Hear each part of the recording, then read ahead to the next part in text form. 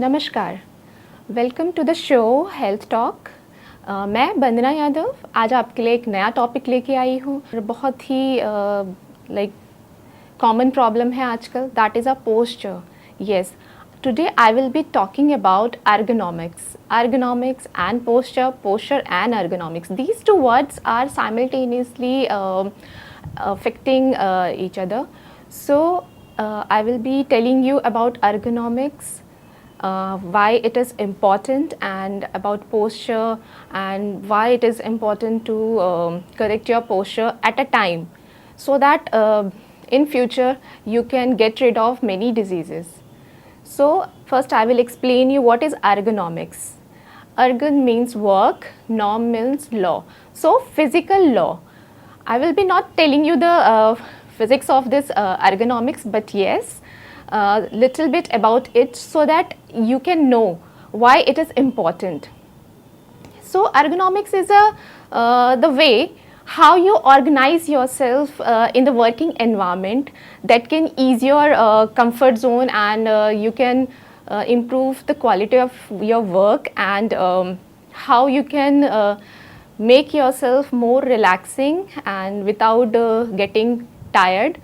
Because if you understand how to organize your work and how you can adjust the things in the working environment, so it will be helping you.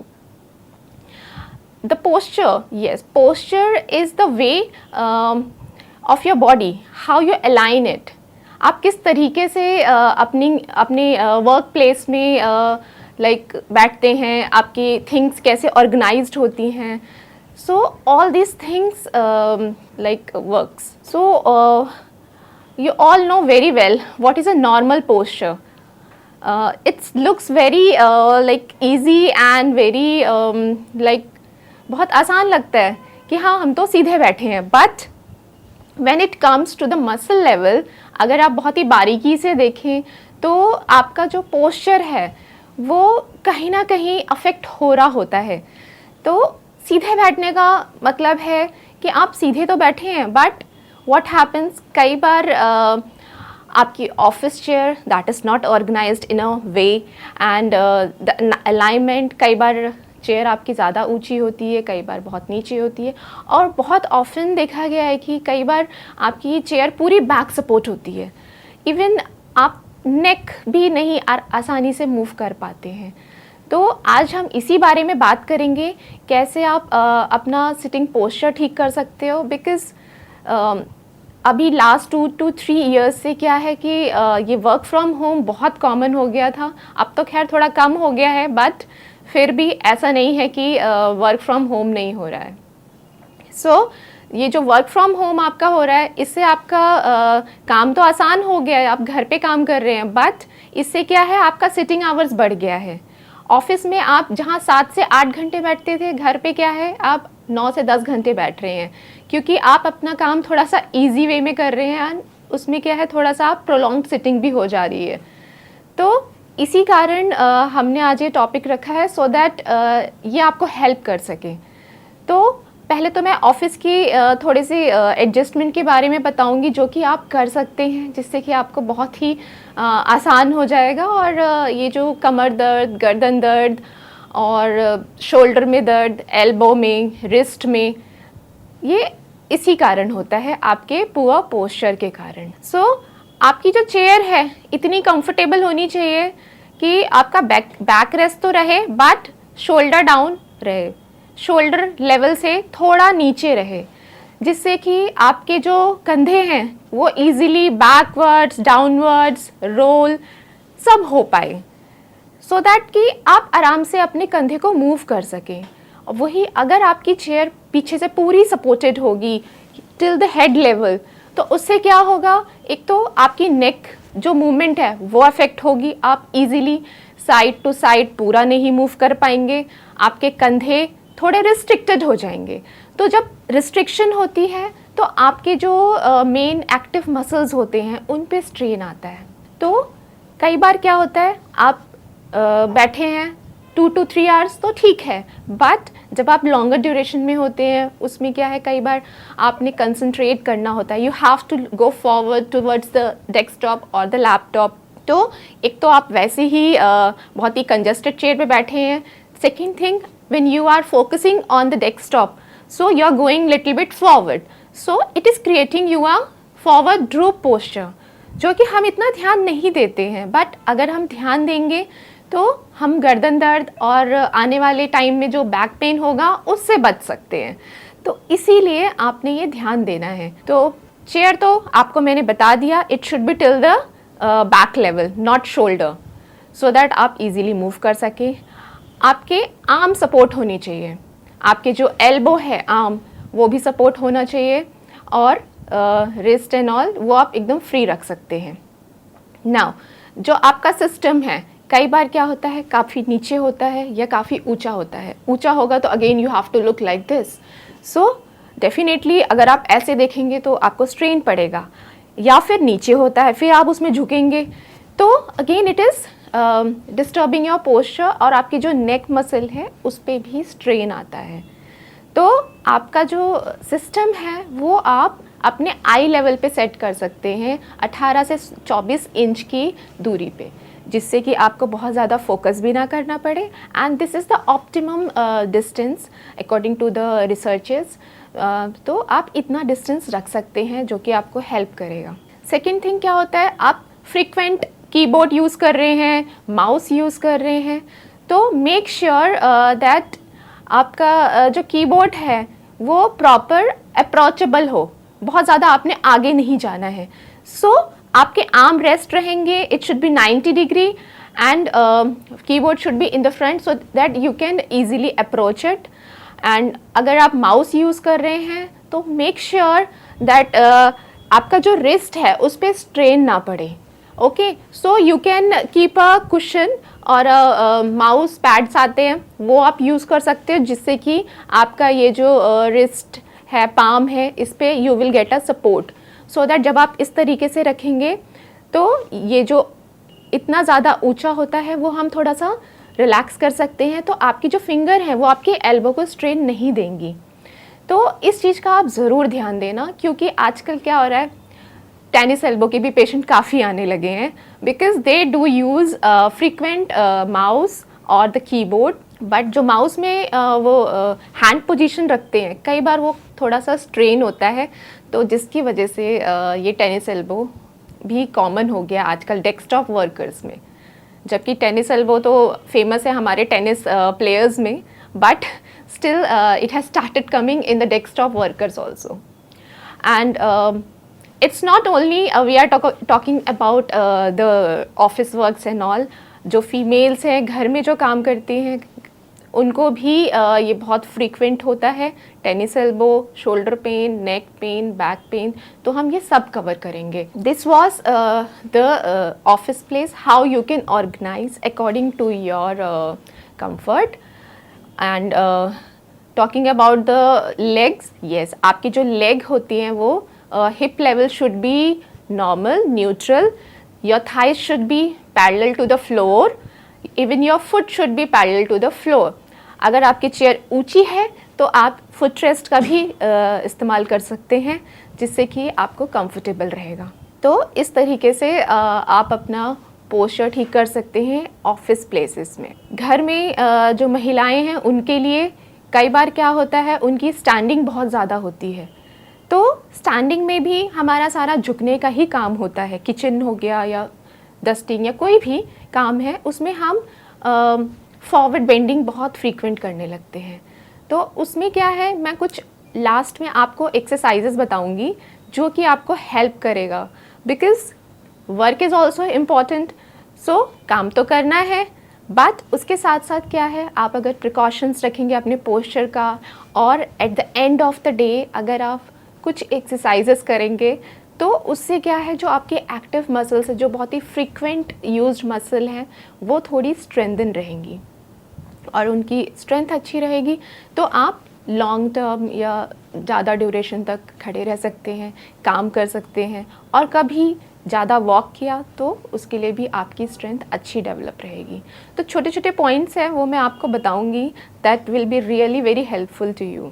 जैसे कि बहुत ही frequent होता है, अगर कुछ core activities करनी है या हैवी ऑब्जेक्ट लिफ्ट करना है, तो उसमें क्या है, आप डायरेक्ट बेंडिंग आपके स्पाइन को ना यूज़ करके आप अपनी नी का भी यूज़ करें। थोड़ा सा नी फोल्ड कर ले, नी फोल्ड करके आप झुक सकते हैं, and instead of using direct your tummy muscles और योर बैक, आप क्या कर सकते हैं, अपनी लेग को भी यूज़ करिए, सो दैट कि आपका जो वेट है, जब आप कोर एक्टिविटीज़ करेंगे, भारी सामान उठाएंगे, तो आपके कमर पे जोर ना पड़े। तो आप थोड़ा सा पास से उठाएंगे हैवी ऑब्जेक्ट को, तो उससे क्या है, आपका जो बैक पेन है वो नहीं होगा। और कई बार क्या होता है, बैक में जर्क्स लग जाते हैं, सो वो सब हम अवॉइड कर सकते हैं अगर आप उस भारी ऑब्जेक्ट को थोड़ा पास से उठाएंगे, प्लस उस टाइम आप अपने टमी को टक कर लेंगे। अगर आप अपने टमी को टक कर लेंगे तो it will work as a band, तो it will work as a binder. तो उसकी वजह से क्या है, आपका बैक स्ट्रेन हम अवॉइड कर सकते हैं।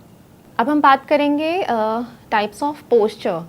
और नॉर्मल पोस्चर तो आपको पता ही चल गया है क्या होता है, और जो पुअर पोस्चर है, समटाइम्स इट इज़ टेम्पररी और परमानेंट। अगर आपकी पुअर पोस्चर की वजह से अगर हड्डियों में चेंजेस आ गए हैं, दैट इज़ समटाइम्स क्या होता है कि आपका फॉरवर्ड ड्रूप पोस्चर हो जाता है, या काइफोटिक पोस्चर, काइफोस्कोलियोसिस, स्कोलियोटिक पोस्चर। तो ये तो परमानेंट चेंजेस हैं जो कि आपके स्पाइन लेवल तक हो जाता है अगर आप अपने इस पुअर पोस्चर को हैबिट बना लेते हो। बिकॉज क्या होता है कि जब हम बैठते हैं, कई बार हमें एक साइड थोड़ा सा टिल्ट होके या साइडवेज होके बैठने की थोड़ी सी हैबिट हो जाती है, और वी फील कि हमें कंफर्ट लग रहा है। सो कंफर्टेबल बैठने का ये ज़रूरी नहीं है कि आप सीधे ही बैठे हैं। So you need to check your posture, अगर आपको काफ़ी देर तक बैठना है उसी पोस्चर में, तो इसीलिए बहुत ज़रूरी है। क्योंकि टेम्पररी पोस्चर है वो तो चलो आपने एक्सरसाइजेस किया, प्रिकॉशंस किए, तो वो काफ़ी हद तक ठीक हो जाता है। लेकिन अगर सर्टेन डिग्री से ज़्यादा होता है चेंजेस, जो कि हम स्पाइन लेवल से देखते हैं काइफोटिक या स्कोलियोसिस पेशेंट्स में, तो वो हमारे लिए मुश्किल हो जाता है। क्योंकि अगर एक्सरसाइजेस करते भी हैं तो भी वो पूरा नहीं रिवर्स बैक होता है, क्योंकि वो जो टिल्टिंग है या वो जो एबनॉर्मेलिटी है वो थोड़ी ज़्यादा होती है। तो इसीलिए उस लेवल तक ना जाके अगर हम शुरू में ही अपने पोस्चर का ख्याल रख लें तो हम बहुत सारी बीमारियों से बचे रहेंगे। क्योंकि आपको पता ही है, स्पाइन हमारी स्टेम है जहाँ से सारी रूट्स निकलती हैं। तो अगर आपका पोस्चर अफेक्ट होगा तो डेफिनेटली आपका हेडेक हो सकता है, इवन इनडाइजेशन हो सकता है, और कई बार ब्रीदिंग प्रॉब्लम्स भी होती हैं कुछ पेशेंट्स में अगर बहुत ज़्यादा काइफोटिक पोस्चर है। सो आपने देखा ही होगा बाहर, when ever you go outside, आप नोटिस कर सकते हैं कि हार्डली 4 to 5% ही होंगे जिनका अच्छा पोस्चर होगा। अदरवाइज़ क्या होगा, कुछ ना कुछ थोड़ी बहुत एबनॉर्मेलिटीज़ हो ही रही होती हैं। तो इसीलिए हमें दूसरों को भी ऑब्जर्व करना है, जिससे कि हम अपने आप को भी ठीक कर सकें। बिकॉज अगर दूसरों का भी पोस्चर अफेक्टेड है तो डेफिनेटली क्या पता हमारा भी अफेक्ट हो।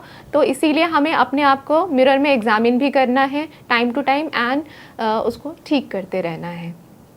So now let's talk about kyphotic posture, जो कि बहुत कॉमन है।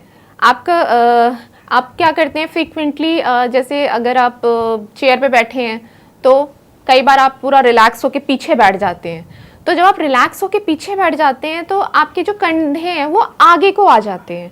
तो कंधा अगर आगे आ रहा है सो डेफिनेटली आपका जो रिब्स है वो भी अफेक्ट हो रहा है, और जिसके वजह से क्या हो रहा है कि फॉरवर्ड ड्रूप पोस्चर हो रहा है, और ये सबसे ज़्यादा आपके नेक को अफेक्ट करता है। अगर आप ज़्यादा देर तक ड्रूप पोस्चर बैठे रहेंगे तो धीरे धीरे, may be in a 4 month 5 month और अ ईयर, सो धीरे धीरे आपको नेक की प्रॉब्लम स्टार्ट हो जाती हैं। You will start developing trigger points on the shoulder, on the neck blade, shoulder blade. तो वो जो ट्रिगर पॉइंट्स हैं वो आपको फिर लॉन्गर ड्यूरेशन तक नहीं बैठने देते हैं, because if you sit for a longer duration तो वो आपको एक करने लगता है, समटाइम्स दिस साइड और दिस साइड। तो जिनको भी ये होते हैं they can recognize how bad it is and that is very painful. तो अगर उसमें आप थोड़ा सा अपने नेक को ठीक कर लें, या अभी मैं एक्सरसाइज बताऊंगी, अगर आप वो प्रॉपर कर लें तो that will be very good for you.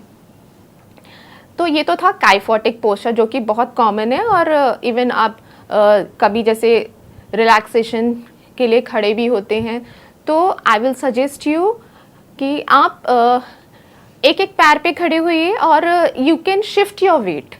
आप दोनों पैर पे ना खड़े होके लाइक एक पैर पे पहले राइट पे वेट शिफ्ट किया फिर लेफ्ट पे, so this will improve the transition of movement. उससे क्या है, बहुत like you will get a help if you will stand for a longer duration. So posture ergonomics तो हमने बात कर ली। now comes transition of movement. now आपका जो पोस्चर है ज़रूरी नहीं है कि सिर्फ बैठते टाइम ही पोस्चर का ध्यान देना है, या हम खड़े हैं तो सीधे खड़े रहें। No, it is very important more of in the transition of the movement, that is walking, running, और आप घर में काम कर रहे हैं, ऑफिस में काम कर रहे हैं, तो that is a active movement. जब आप थोड़े से एक्टिव होते हैं, इवन आप एक्सरसाइजेस भी करते हैं ना, तो that is a transition of the movement. कैसे उठना है, कैसे बैठना है, उस चीज़ का भी ध्यान देना है। नॉर्मली अगर आप पेन फ्री हैं तो बहुत ही अच्छा है, but if the people who are having back pain और नेक पेन, वो इस चीज़ का ज़्यादा ध्यान दे सकते हैं, how to get up and sit, so that you can prevent your pain further, वो पेन ना बढ़े उसके लिए।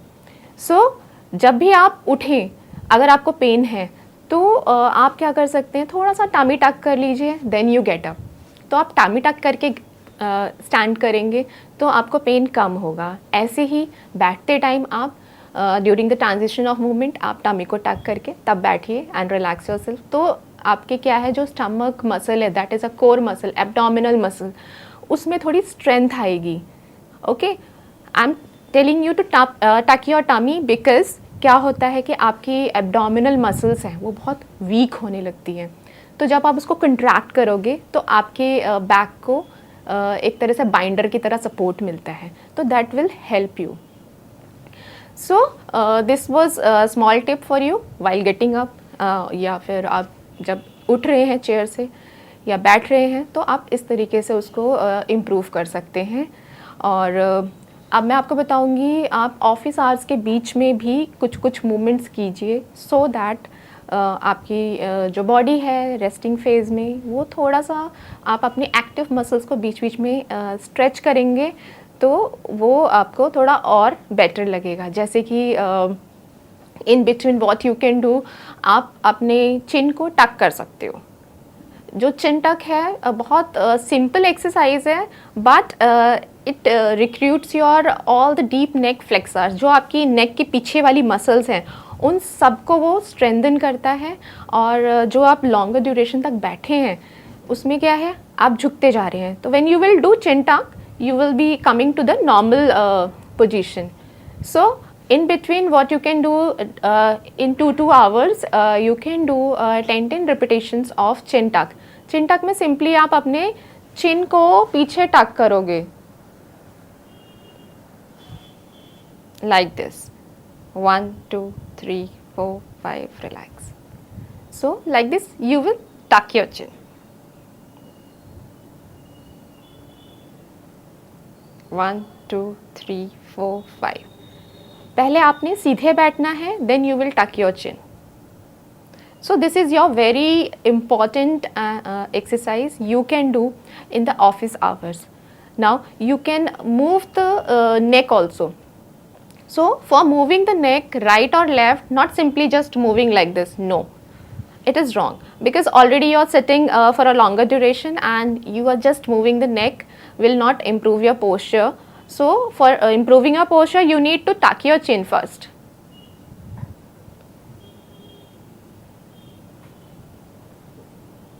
So you will tuck your chin, then you will move it right,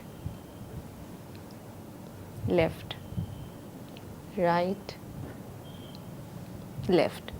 So like this 10 repetitions in between, you can just turn your neck right and left. So it will be very good for you, and you are just strengthening your neck. So you should do this regularly. Now comes in between, you can stand also. आप बीच में खड़े हो सकते हो, खड़े होके आप थोड़ा सा टो स्ट्रेच कर सकते हो, टोज पे खड़े हो सकते हो, दोनों हाथों को स्ट्रेच कर सकते हो अप एंड डाउन. इवन आप अपने कंधों को थोड़ा सा क्लॉकवाइज एंटी क्लॉकवाइज मूव कर सकते हो, और इस तरीके से ये कर सकते हो. Plus you can even walk also, that is also very good. In between आप थोड़ा सा टाइम लेके बीच में वॉक भी कर लीजिए, जिससे कि पूरी बॉडी का सर्कुलेशन आपका अच्छा हो जाएगा. Then you can again come to the work. Like this you can manage your posture in the working hours. Now I will be talking about the very like simple treatment, that is conservative treatment if you have back pain because of the posture, like not proper posture. So if you are having a neck ache या back ache, तो उसमें what you can use ice pack also, that is very important. And nowadays people are much aware, but क्या होता है कि they don't know when to use a hot pack or ice pack. So you should know this कि आपने hot pack लगाना कब है. कई बार आपको बहुत पेन हो रहा होता है नेक में या बैक में, आप सिंपली हॉट पैक यूज़ कर लेते हो, तो समटाइम्स इट एग्रीवेट्स योर पेन. सो अगर आपका बहुत ही एक्यूट पेन है, लाइक आपका जो बैक एक है that is from 2 to 3 days, so you can simply use ice pack for 10 to 15 minutes. That will really help you, because in the starting phase there is a spasm, swelling. So to cut down the spasm very fast, you should use ice pack. So this will relieve your pain. And when your pain is like more than 5 to 7 days and it is becoming a chronic, so after 5 to 7 days you can use hot pack, because you can just differentiate your pain. Like in the acute, what happens, your pain is very severe, you are not able to move your neck very easily, and you just feel that very much heavy and all.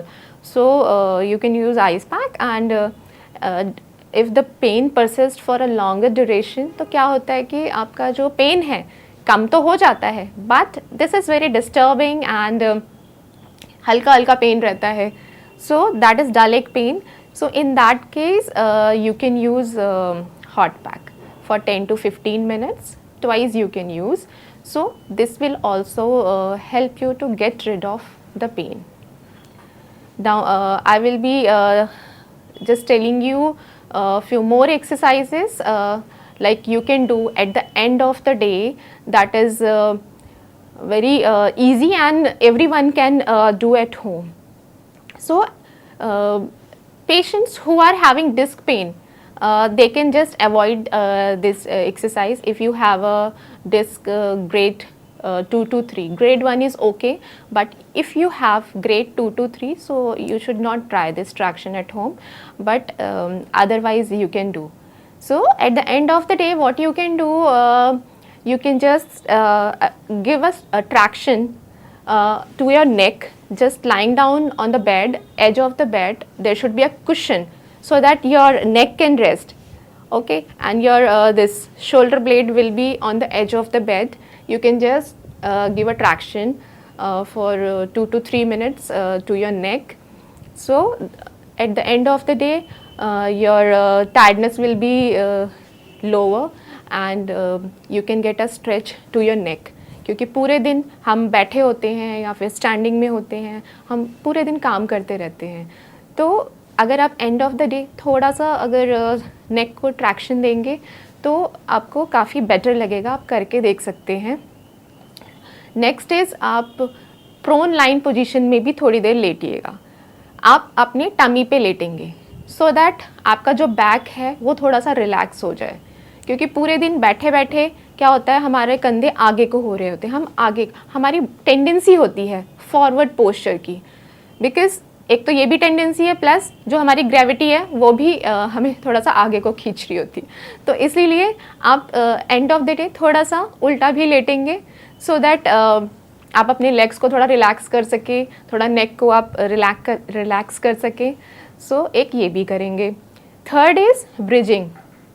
आप सीधा late के अपने दोनों hip levels को ऊपर उठाएंगे, आपके दोनों फिट बेड पे या फ्लोर पे होंगे और mat, whatever you are using, and you will just lift your back and just hold it for 5 to 10 counts and just relax it. So in this pattern you can do 7 to 10 repetitions bridging. That is very very helpful. आप जब करेंगे you can see the difference. So you will be doing bridging also. Next is cat and camel. Again when you will come in a this on your knee and hand, okay, that is quadripod position. आप अपने हाथ पे और घुटने पे आएंगे and what you can do, एक बार आप कैट के तरह पोस्चर बनाएंगे, आप hump like a camel sorry, and you can just maintain it 1 2 3 4 5, then like a cat you will move your spine downwards and hold it 1 2 3 4 5, then like hump you will make a hump 1 2 3 4 5, then a depression like a cat 1 2 3 4 5, like this you can do 7 to 10 repetitions. So this cat and camel is also very helpful. So all these exercises you can do. So these were the small tips and exercises which you can perform on the daily basis, that will be very helpful. Plus जो लोग योगा करते हैं please do continue yoga because yoga is very important and अब तो हम like सभी aware हैं और वी आर ट्राइंग कि सभी योगा करें सुबह सुबह, स्ट्रेचिंग, बिकॉज पूरी बॉडी की स्ट्रेचिंग बहुत ज़रूरी है सो दैट आप पूरे दिन काम करने के लिए अच्छे से एनर्जेटिक हो जाइए. सो इसीलिए सुबह योगा भी करना है and you can walk. Yes, walking is also very important exercise. आप 10 से 15 मिनट रूटीनली वॉक कीजिए मॉर्निंग और इवनिंग में. That will be also very helpful to you because जब भी आप सुबह एक्सरसाइज करते हैं, वॉक करते हैं, आपको जो हैप्पी हार्मोन्स होते हैं दैट आर एंडोमॉर्फिन्स वो रिलीज़ होते हैं, जिससे कि क्या है कि आप काफ़ी ज़्यादा एनर्जेटिक फील करते हैं and you feel very happy to work. So you can prepare your day with a exercise so that you can be happy whole day and आप अपना 100% दे सकते हैं. और ये छोटी छोटी एक्सरसाइजेस अपने ऑफिस में आप कंटिन्यू कीजिए जिससे कि आपका पोस्चर करेक्ट होता रहे एंड आप आगे जो बहुत ही स्पाइन की प्रॉब्लम्स होती हैं बहुत कॉमन आजकल, जो यंग बच्चे हैं उनमें भी ये बैक पेन, नेक पेन होने लगे हैं. I don't know why. It could be because of this screen time and all and the using of mobile and all. Maybe this all things are creating this posture problem nowadays more because अभी तक तो क्या था कि above 40 और 50 जो भी patient frequencies होती थी, एज फैक्टर्स, वो यही होते थे. अब क्या है, हमारे यंग बच्चे भी आ रहे हैं, they are having lots of back pain and neck pain. So हमें क्या है, अभी से ही गाइड करना है सभी को और सबको अवेयर भी करना है जिससे कि सब अपने पोस्चर का ध्यान दें शुरू से ही, सो दैट आगे ये आपके पोस्चर की वजह से और कोई हेल्थ प्रॉब्लम्स ना हो. So I hope you all will be doing these exercises or you will be keeping your backbone very strong and healthy जिससे कि आपको आगे कोई हेल्थ इश्यूज़ ना आए इसकी वजह से. So thank you for watching this health show and again I will request you all to join and watch this health show every Saturday 7 p.m. Thank you.